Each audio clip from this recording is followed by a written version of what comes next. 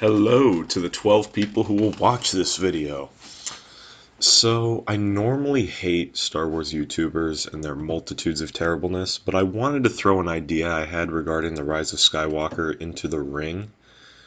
Starting off, I like the movie. I like the trilogy generally, though I do have serious problems with 8 and 9, more so with 8, but who doesn't? I'm not going to reiterate what countless mudrakers on the internet have already mined for hate clicks about the sequels, and instead, I'm going to offer a revision to The Rise of Skywalker that I personally think would fit like a glove. There's a lot of negativity toward the character of Rose Tico in The Last Jedi and subsequent backlash about her lack of screen time in The Rise of Skywalker that I think one revision would address. To be clear, I don't fully blame JJ or Chris Terrio for her lack of inclusion in the film, as most of the scenes that were filmed with her were to be with the late Carrie Fisher, which would have been finished in post and made to look like Leia's other appearances in the film. JJ thought that the scenes simply didn't look good, and they decided to cut them along with much of Rose and Leia's screen time. Again, this is understandable, if a bummer for Leia and Rose's respective arcs. My edition would seek to provide an arc for both that deals with much of the dislike for Rose from The Last Jedi in a natural way, and provides Leia with a more active role in the final chapter of the Skywalker saga, as I'm sure she would have had before Carrie Fisher passed. Obviously, none of this can be filmed by me, so I'll be using images of the scenes I envision. So let's get started. I would insert this scene near the middle of the film, set on Agent Kloss, the Resistance base and one-time location of Luke and Leia's brief Jedi training from the film. This would take place chronologically after Rey has learned that she is Palpatine's granddaughter, while running concurrent with the lightsaber duel between her and Kylo in the ruins of the second Death Star. So at this point, the galaxy is aware of Palpatine's return, his fleet, and the First Order's alliance with the Sith Eternal cultists. The Resistance is obviously on high alert, and we are figuring out what to do, waiting for Rey, Finn, Poe, BB-8, and C-3PO to return with the means to find and attack Palpatine. Now, I know the movie is already fast-paced and action-filled, and the extended edition may include some of the more calm scenes, and I would love to see many of those scenes that JJ has discussed, like Palpatine's return, the state of the war, etc. And I'm sure that when the movie is available for purchase, Disney will jump on that opportunity. But I think there was one action scene that was missing from the movie. Maybe I would cut the Pisana speeder chase or something to make room for it. This would be the First Order attack on Agent Kloss. I think this was maybe almost planned. If any of you have played the Agent Kloss map in Battlefront 2, you know the kind of attack I am envisioning here. How the First Order finds the base is not the point of this video, so let's just say they tracked Snap Wexley back to the Resistance base on another scouting mission, like in The Force Awakens.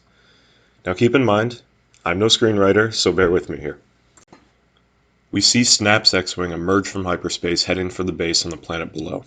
He's quickly followed by the Steadfast, the Resurgent-class Star Destroyer commanded by General Pryde. As Snap speeds down the planet, he's pursued by ships he hasn't seen before. A wing of Sith TIE daggers follows him closely without firing their weapons once. This obviously confuses him, but he makes his landing anyway as the base erupts into action all around him to prepare for an attack. The TIE daggers allow him to land, then begin to circle the base without strafing any resistance troops below. Through the TIE cloud, an orbital strike hits the jungle half a mile away from the base to clear a landing zone for the First Order transporters that follow. The Resistance is very confused at this point, but readies their weapons at the landers and wait for the ramps to open, expecting the white-armored stormtroopers to stand out like always.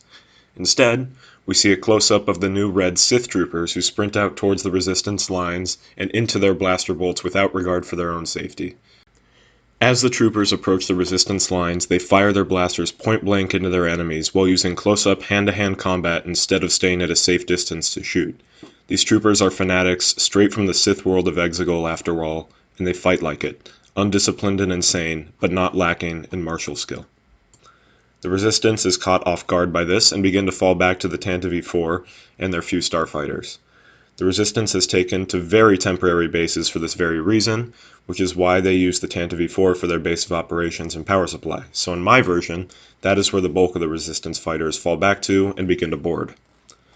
This is where we see Rose, who is directing the troops to fall back into the ship, We see her stay back as one of the last troopers on the ramp leading into the interior of the Tantive. Leia is nowhere to be found.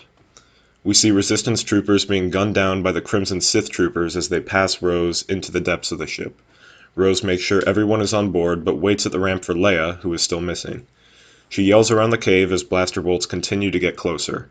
Eventually, the other Resistance troops pull her on board the Tantive and seal the door. Frantic, Rose attempts to open the door, feeling that Leia is not only the most important member of the Resistance, but a personal hero that she cannot allow to die. The rest of the Resistance cowers in the Corvette, shocked and weary. We see a couple of Resistance pilots take flight, attempting to escape the ground assault. The previously inert TIE daggers come to life and tear the fighters apart with their coordinated barrages and resume flying circles around the base. They are trying to keep the Resistance on the ground and in one place to let the ground troops expend themselves against the remaining Resistance members. Back in the Tantive, we see Maz healing wounded troopers with her untrained force powers, learned from the same Jedi texts as Rey. We hear the klaxons of the Tantive whine as the same doors breached in the opening of A New Hope start to belch sparks. The new Sith troopers are cutting through to finish the survivors. The troops take positions in the hallway in the same way the Alderaanian troops did. Rose, at the front, near the door, attempts to rally the survivors to push through and find Leia. The odds look grim, but she feels she needs to act, just as she did recklessly with Finn in The Last Jedi at the Battle of Crait. The door explodes inward, showering the Resistance fighters with shrapnel and filling the hallway with acrid smoke. The red-armored Sith troopers surge through the smoke, and red blaster bolts flash in the dark passageway. Suddenly, we see a single green light, the ignition of a lightsaber, behind the Sith troops. We see the saber moving in the smoke, cutting down the red troopers with stunning speed and precision. As the battle approaches the end of the hallway with the Resistance troopers, we see the wielder of the blade is Leia, with Luke's green lightsaber. The Sith troops all turn to her, ignoring the blasts that shred their now exposed back flank. Leia dispatches the remaining Sith troopers with a flourish and deactivates the saber. The room and the base are pin-drop quiet. The awed Resistance troops leave the Corvette to see no more Sith troopers, simply the swarm of TIE daggers ahead, and the menacing silhouette of General Pryde's Star Destroyer, the Steadfast. Leia looks off towards the Steadfast as it simply hovers over the base. No more troops land, and the TIE daggers do not strafe the remaining Resistance troops. Leia looks on, unsurprised, while her troops continue to hide. Rose walks up to Leia, asking why they wouldn't simply finish them off. Leia states how she recognizes the blatant tactic being used. The Sith Eternal are so confident of their success at the coming battle on Exegol that they want to draw the remaining Resistance members and their off-planet allies to the planet, and like Endor, attempt to destroy them all at once. Leia knows the Resistance has far less in terms of a navy than the Rebellion did at Endor, but as the clear message sent by the Sith strike illustrates, it won't matter. The final battle must take place at Exegol, or the galaxy will be overrun with planet-killing Sith Star Destroyers. At this realization, Leia understands how Pryde and the Emperor have forced her hand. Now we see the TIE daggers retreat into the Star Destroyer as it jumps away, leaving beacons along the treacherous approach to Exegol, daring the galaxy to follow. The Sith must re-emerge through glorious victory, rightfully seizing the mantle of Empire from the discarded Galactic Empire destroyed at Jakku. Again, only the strongest among them will survive, as is the way of the Sith. Rose looks to Leia for guidance, unsure that such a sacrifice of all the Resistance's forces is worth it. Leia knows that, with such Star Destroyers placed over every major system in the galaxy, essentially a gun to the head of every person in the entire galaxy, there won't be any resistance to be fought in such circumstances. The only option is to rally everyone they have and make one last attempt for freedom in the galaxy. Leia states that sometimes the only way forward is for good people to find the right moment to sacrifice their lives for others. It is the way of the Jedi, it is the way of heroes across the galaxy.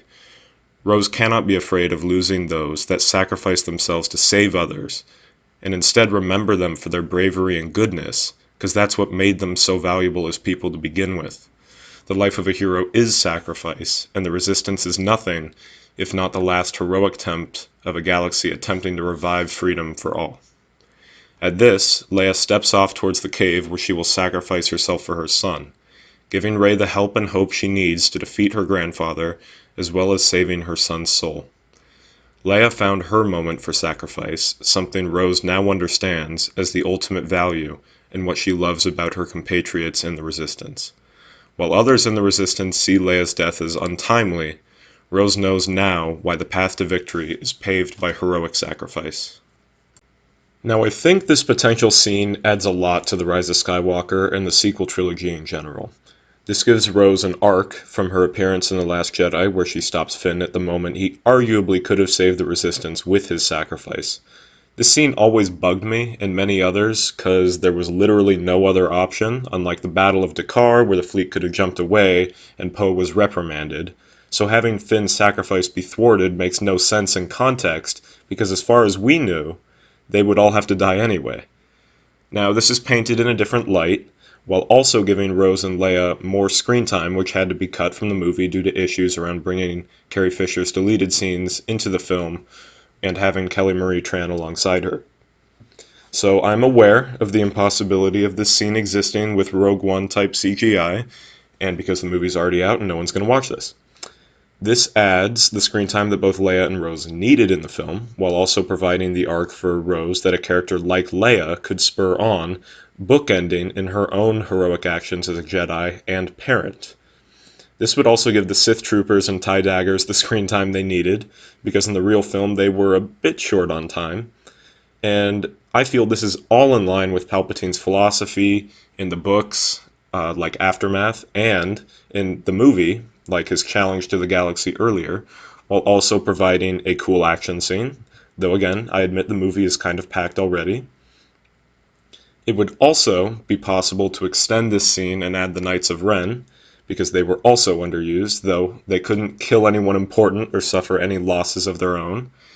I thought maybe they could appear to verify that the Resistance took the bait after we see them in a cool espionage scene or something like that, because they also suffered from a lack of screen time, and just the one fight with Ben Solo was nice, but maybe a flashback of them hunting Luke's students with Kylo would feel a little forced in this film, so I thought this was a good middle ground.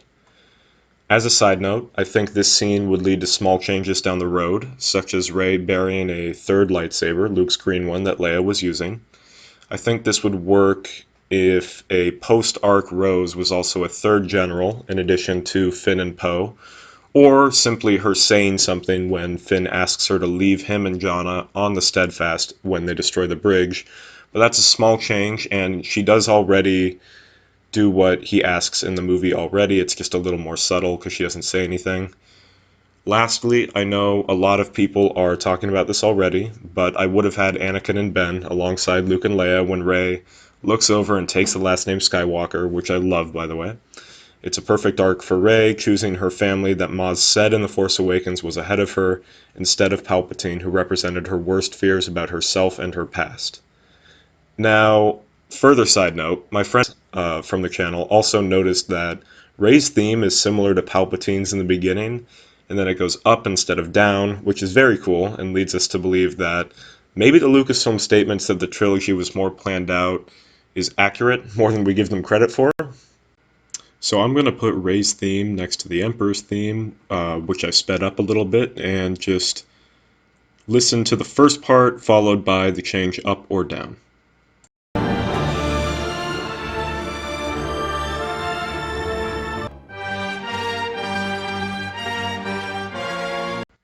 Not super related to the video, I just thought it was kind of cool, and, thought why not waste the 5 seconds, I guess.